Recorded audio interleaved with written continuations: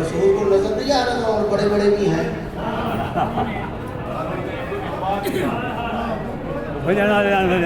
رسول کو دکھائی نہیں دے رہا اور بڑے بڑے بھی ہیں.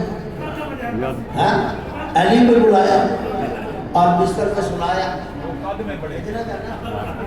ہجرت ہے نا. تو پھر مجھے بتایا, میں کہتا ہوں یا رسول اللہ یہ ایک رات کا معاملہ ہے, علی کو کیوں ذبح کروا رہا ہے, علی کو بھی قربانی کا بکرا بنا رہا ہے.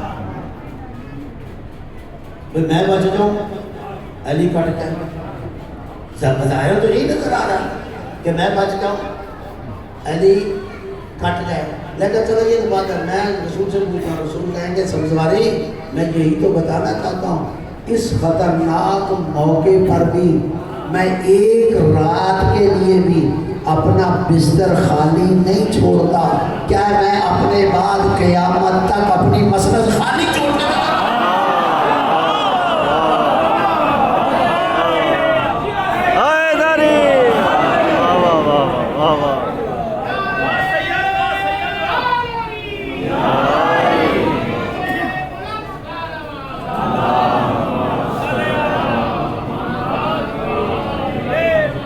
جو نبی ایک رات کے لیے بستر خالی چھوڑنے کے لیے تیار نہیں, وہ قیامت تک کے لیے اپنی مسند خالی چھوڑ دیا.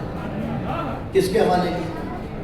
علی بن ابی طالب. اور فقط بستر پہ نہیں سنایا بلکہ یہ بھی کہا کہ علی یہ دو امانتیں بھی ہیں. سبحان اللہ, سبحان اللہ. یہ دو امانتیں بھی ہیں.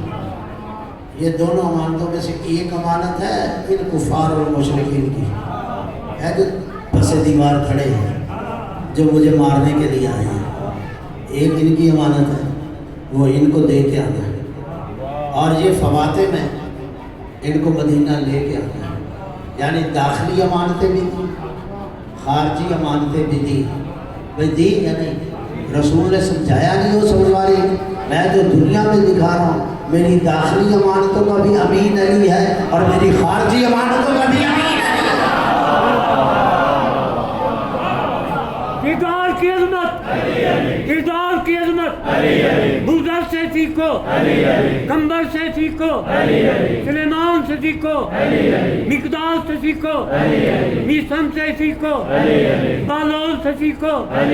وشنود محمد آل محمد بلند تر سلوات. رسول آج بتاتے جا رہے ہیں میری داخلی امانتوں کا بھی امین علی, میری خارجی امانتوں کا بھی امین.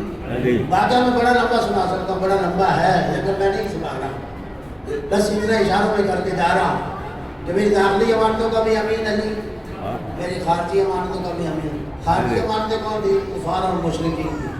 تو وہ رسول جو کافروں اور مشرکوں کی امانتیں غیر عادل ہاتھ میں نہیں دیتا, وہ اللہ کے دین کی امانت.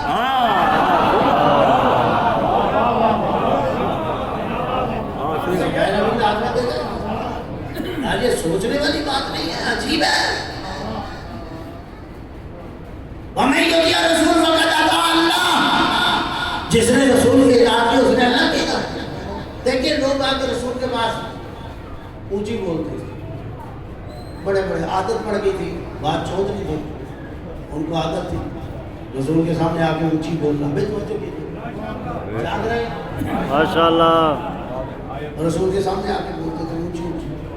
اللہ کو ناپسند, اللہ نے پسند نہیں کی, اور نے جبرائیل کو بھیجا لا ترفعوا أصواتكم فوق صوت النبی.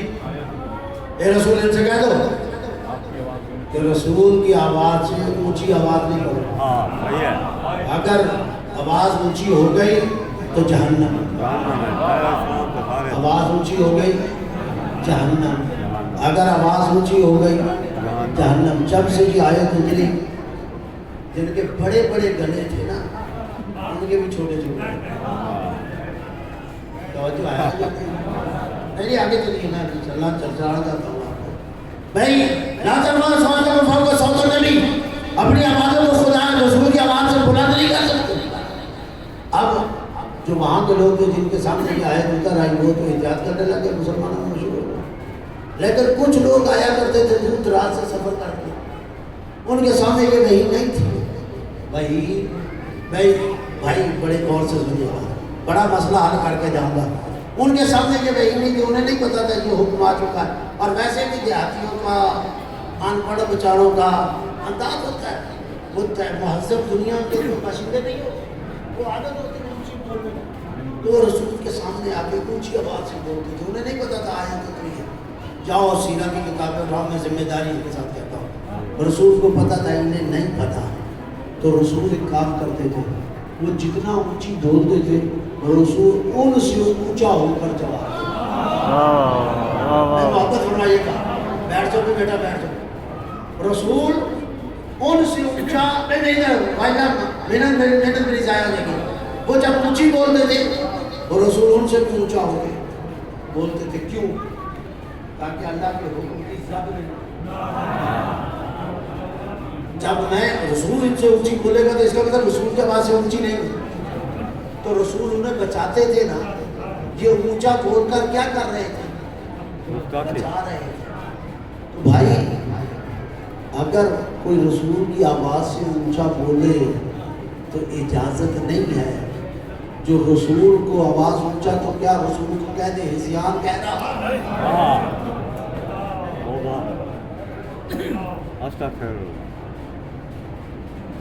बात समझ आई है? अब मुझे बताइए, जिस रसूल की आवाज़ से आप आवाज़ ऊंची नहीं कर सकते, उसी रसूल को कह के ये हिज़ियान कह रहा है। अगर आवाज़ ऊंची से आवाज़ नहीं कर सकते, ऊंची नहीं कर सकते, तो फिर रसूल से ये भी आप नहीं कह सकते। और अगर तुमने कह लिया तो फिर नतीजा देख लिया कि रसूल का कुम नहीं।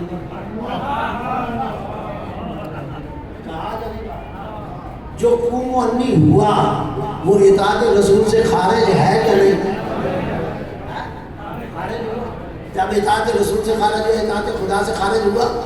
जो बंदा इताअत रसूल और इताअत खुदा से खारिज हो जाए, अब वो बताए इस्लाम में कहाँ खड़ा है? जाते खारिज हैं। तो रसूल के कौल को कबूल करते। रसूल ने कहा मैं तुम्हारे दरमियान दो चीजें छोड़ के जा रहा हूँ, एक अल्लाह की किताब, दूसरी अपनी तरफ से मुझे फिक्र है मेरे बाद मेरे दीन को बदलना, इसलिए मैं कुरान भी छोड़ रहा हूँ, अहले बैत भी छोड़ रहा हूँ। और तुम्हें कह रहा हूँ इनसे तमस्सुक करो। अब तमस्सुक करना है इताअत